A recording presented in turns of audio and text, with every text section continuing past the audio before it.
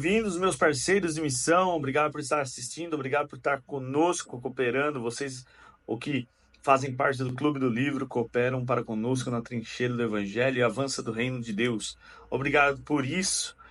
E vamos falar do Evangelho segundo Marcos. Eu mandei um roteiro para quem está no Clube do Livro. Um roteiro de estudo, um roteiro que auxilia no devocional. Então, vamos falar do capítulo 1. No capítulo 1 ali nós temos uma introdução falando da pregação de João Batista. João Batista é a voz que clama no deserto, enviado por Deus para preparar o caminho.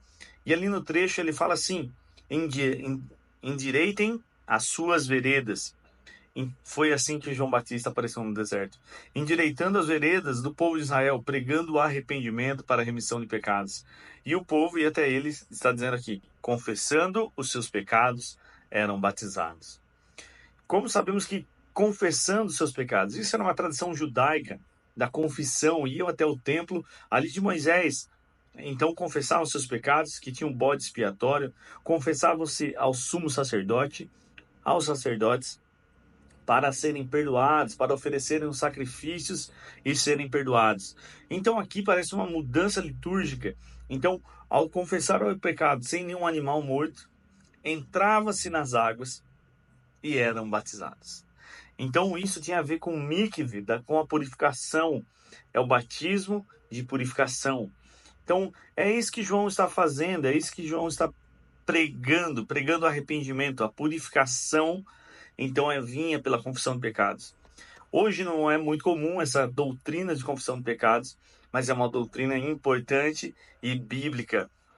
E é contundente, queira você ou não, goste eu ou não, está na Bíblia e é extremamente necessária para nós em todo o tempo. Então, descreve como que João estava vestido e João diz: depois de mim vem alguém que é mais poderoso. Então, isso denota que realmente ele estava preparando o caminho. Ele está falando que quem é poderoso vem após ele.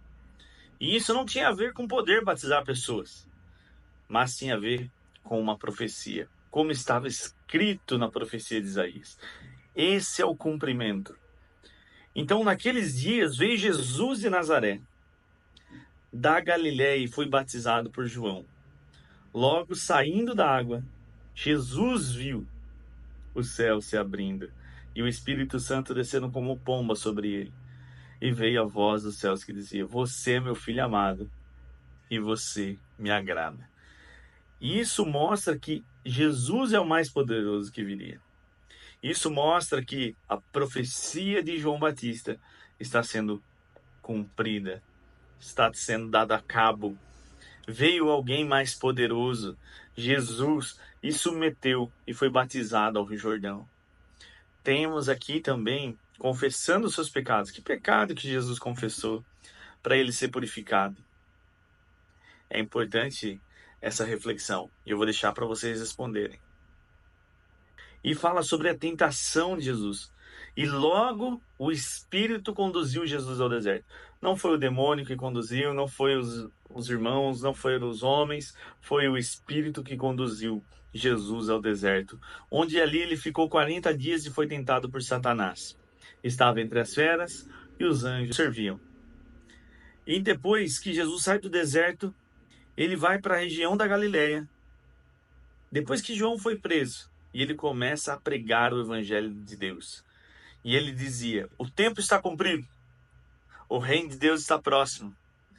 Arrependam-se e creia no evangelho.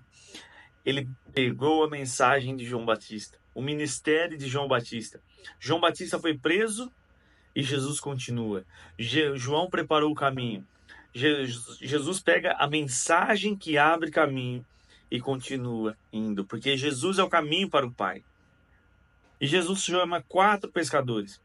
E eu gosto aqui dessa versão NAA. Eu comparei com a versão da Paty, que é diferente também, NVT.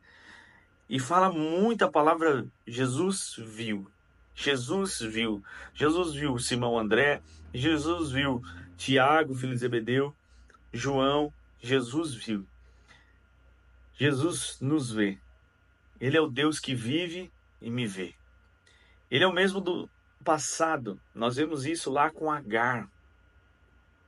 o poço de Bir Lahai, o Deus que vê, o Deus que me vê. Então isso mostra que Jesus é o mesmo Deus de lá. Ele é o Deus que nos vê. E depois Jesus entra em Cafarnaum, num sábado, e foi ensinar na sinagoga. E maravilhoso a todos com sua doutrina, porque ensinava com alguém que tem autoridade e não com os escribas. E logo apareceu na sinagoga um homem possuído por um espírito imundo, que gritou: "O que você quer conosco, Jesus Nazareno? Você veio para nos destruir. Sei muito bem que você é o Santo de Deus." "Cale-se! Saia desse homem!" disse Jesus. Então o espírito imundo, agitando, deixou aquele homem. Violentamente gritando em alta voz, saiu dele. Então todos ficaram mais admirados ainda. E perguntaram: "Que é isto? Que nova doutrina é essa? Com que autoridade ele ordena os espíritos imundos e eles lhes obedecem?" A fama de Jesus se espalhou muito fácil, porque, nossa, imagine essa situação. Jesus libertando os oprimidos por demônios. Isso é autoridade. Ele ensinava com sabedoria e autoridade e ainda expulsava demônios. Aí tem a cura da sogra de Pedro. Ali, ela estava com febre, logo começou a servir, depois de curada. E teve muitas outras curas, né, de enfermos que foram levados à porta da casa. Jesus prega nas sinagogas e, tendo ele levantado de madrugada, ainda quando estava escuro, saiu. Jesus foi para um lugar deserto e ali orava. Jesus tinha tempo de comunhão com o Pai e nós precisamos ter. O que nós podemos aplicar disso? Porque também fala da cura de um leproso. Jesus ficou profundamente compadecido.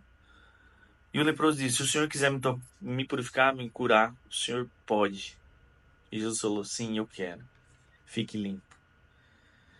Essa purificação. O batismo fala de purificação e termina falando de um leproso que precisava de purificação. O leproso, ele ficava à margem da sociedade. O leproso, ele ficava fora da cidade, porque ele é impuro.